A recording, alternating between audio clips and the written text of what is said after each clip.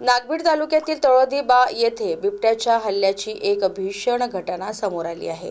रात्रीच्या सुमारास एका बंदिस्त गोठ्यात घुसून बिबट्याने तब्बल 13 शेळ्यांना जागीच ठार केले, तर 2 शेळ्या गंभीर जखमी झाल्या आहेत।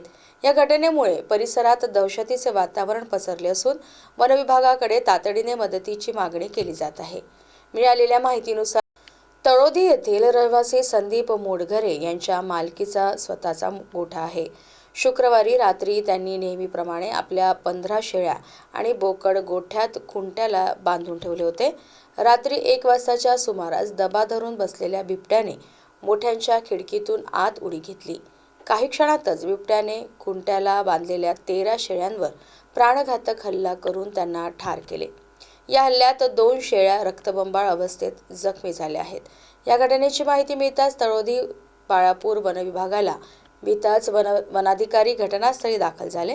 त्यांनी परिस्थितीची पाहणी करून रीतसर पंचनामा केला आहे।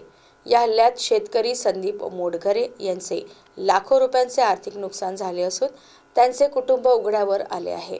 वन विभागाने या गरीब शेतकऱ्याला त्वरित नुकसान भरपाई द्यावी अशी मागणी ग्रामस्थांनी केली आहे।